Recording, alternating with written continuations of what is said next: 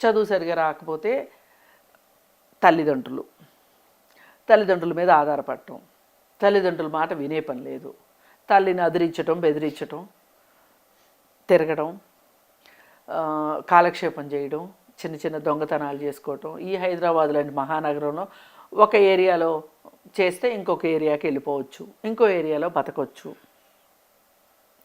అసలు తల్లిదండ్రుల అదుపాజ్ఞలు కానీ, సమాజం అదుపాజ్ఞలు కానీ, లా అండ్ ఆర్డర్ అదుపాజ్ఞల్లో ఇవాళ కొంతమంది జులాయి వెధవలు లేరు.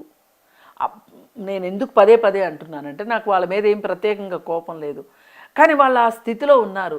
దీనికి కారణం మట్టుకు తల్లిదండ్రులు ఎంతవరకు కారణమో ప్రభుత్వాలు కూడా అంతే కారణం.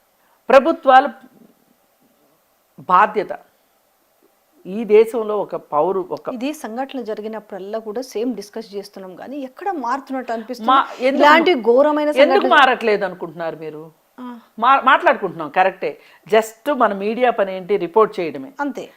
కానీ అది మాత్రమే కాదు, మనం చెయ్యవలసింది ఇంకా ఉంది. ఏంటంటే అసలు ఒక సంఘటన జరిగింది అంటే దానికి పూర్వపరాలు ఏంటి, ఎందుకు జరిగి ఉండొచ్చు, ఇలా జరగకుండా ఉండాలంటే ఏం చెయ్యొచ్చు అనేది కూడా మాట్లాడుకోవాల్సిన బాధ్యత మన మీద ఉంది. లేదు, నిపుణుల చేత మాట్లాడించాల్సిన బాధ్యత కూడా మీడియా మీద ఉంది. మనం ఆ పని ఎంతో కొంత అరకొర చేస్తున్నాం.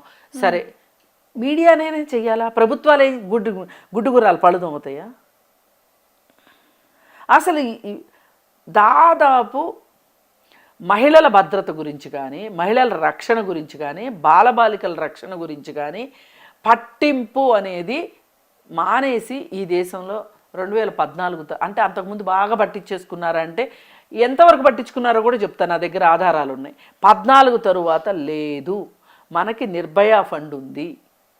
నిర్భయ చట్టము 2013లో వచ్చినప్పుడు నిర్భయ ఫండ్ పెట్టి మన దేశంలో అత్యాచారాలు జరగడానికి కారణాలు ఏంటి, అది పిల్లలపైన, పెద్దలపైన, ఎవరిపైనైనా అత్యాచారాలు జరగడానికి కారణాలు ఏంటి అనే దానికి ఒక రీసెర్చ్